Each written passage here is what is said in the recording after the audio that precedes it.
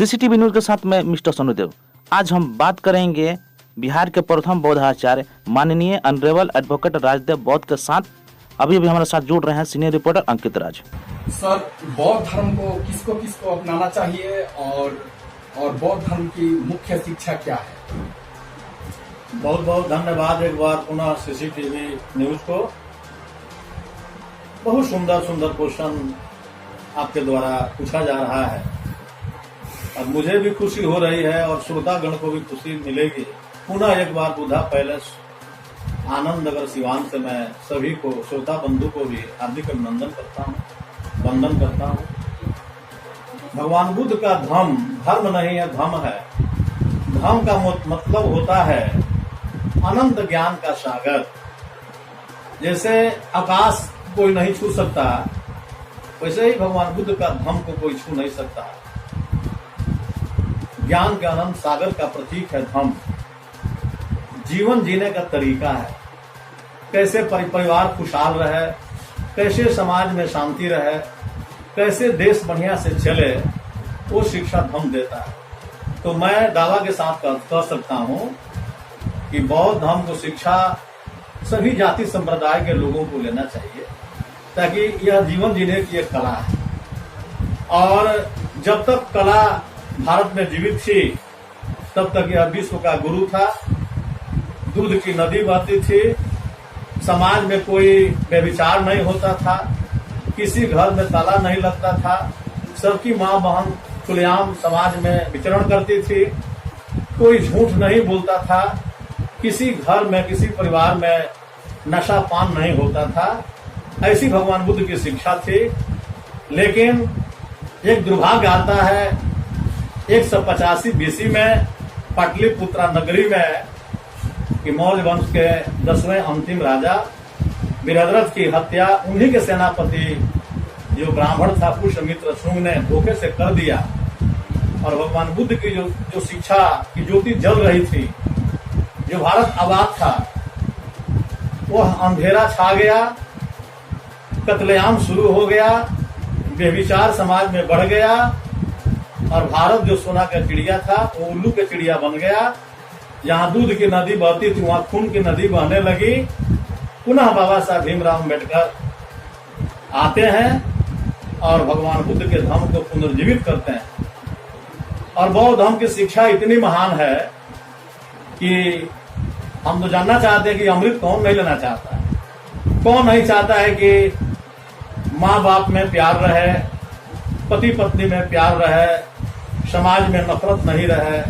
सभी लोग चाहते हैं कि हम आगे बढ़ें, खुशहाल रहें। लेकिन मैं एक बार पुनः कह देना चाहता हूं कि कोई भी परिवार अगर खुशहाल रहना चाहता है तो भगवान बुद्ध के 5 जो शील है, जो जीवन जीने का कला है, तरीका है, उसको अपनाना पड़ेगा। नंबर 1, पणातिपाता वीर मणिशिखा पदम समादयामि, अर्थात मैं अकारण जीव हत्या नहीं करूंगा।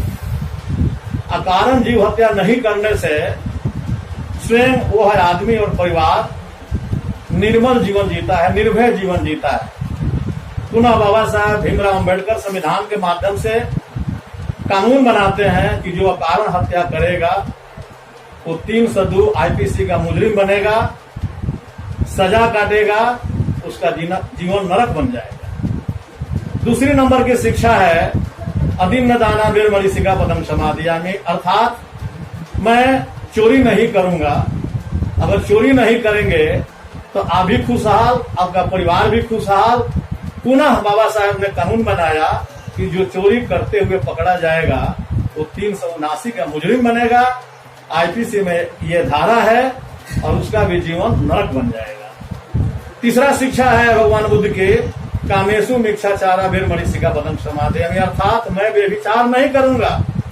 जैसे मेरी बेटी बहन वैसे सभी के बेटी बहन को मैं सम्मान दूंगा। अगर ऐसा नहीं करेंगे तो फिर वहाँ आईपीसी की धारा खड़ी है 376, उसमें हम गिरफ्तार होंगे, सजा मिल जाएगी। चौथी शिक्षा है भगवान बुद्ध की पंचशील की मूषावादा वीर मणिशिखा पदम समादयामि, अर्थात मैं झूठ नहीं बोलूंगा, चुगली नहीं करूंगा, इधर का झगड़ा उधर नहीं लगाऊंगा। अगर ऐसा हम करना बंद नहीं करेंगे तो पुनः बाबा साहब का कानून 420 सेक्शन लगेगा और वह आदमी जेल में जाएगा, बेल नहीं होगी, उसका जीवन नरक बन जाएगा। अंतिम सबसे पवित्र शिक्षा है 5वीं, सूरा मेरा मज्जब मद खाना बेमरी, अर्थात मैं किसी प्रकार का नशापान नहीं करूंगा। कच्ची पक्की दारू, खैनी, बीड़ी, तिरंगा, गुटखा, पान, जुआ, ताश, सिनेमा आदि से मैं विरक्त रहूंगा। अगर ऐसा करते हुए पाए जाते हैं तो उसकी भी धारा बने हुए 510 के अंतर्गत गिरफ्तार होंगे, सजा मिलेगी और जीवन नरक चल जाएगा।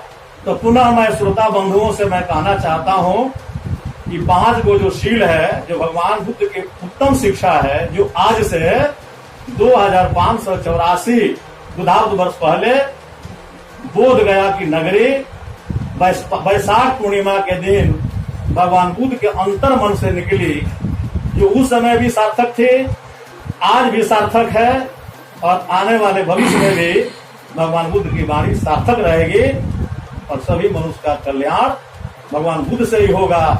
जवाहरलाल नेहरू भारत के प्रथम प्रधानमंत्री जी ने कहा है कि मुझे युद्ध नहीं, मुझे बुद्ध चाहिए, बिना बुद्ध का देश नहीं चल सकता। इसलिए पुनः मैं भारतवासियों को हाथ जोड़ करके मैं प्रार्थना करता हूं कि अपने मिट्टी से पैदा हुआ धर्म को पहचानिए और अपने घर में आइए और देश को खुशहाल बनाइए, सोने का चिड़िया बनाइए, ताकि भगवान बुद्ध के सिवा दूसरा कोई भी धर्म आपको मानसिक आजादी नहीं दे सकता है, नफरत से नहीं निकाल सकता है। एकमात्र भगवान बुद्ध का धर्म ही है। सारे मनुष्यों को, सारे जीव जंतुओं को भलाई के बारे में सोचता है, दूसरा कोई धर्म नहीं होता। इसमें पशु बलि नहीं, इसमें नर बलि नहीं।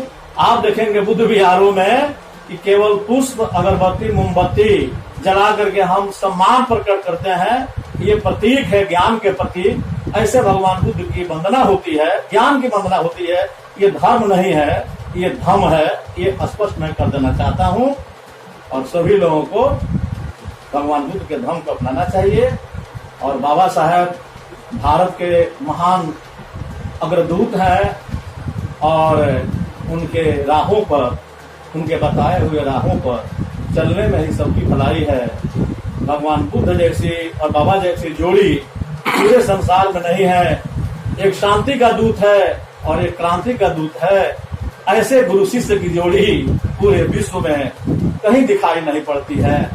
इसलिए मैं कई बार आप लोगों को अनेक बार मैं प्रार्थना करता हूँ कि चाहते हैं कि मेरा जीवन निरोग रहे, शांति में रहे, समाज में मेरा नाम रोशन हो। तो चलें बुद्ध की ओर।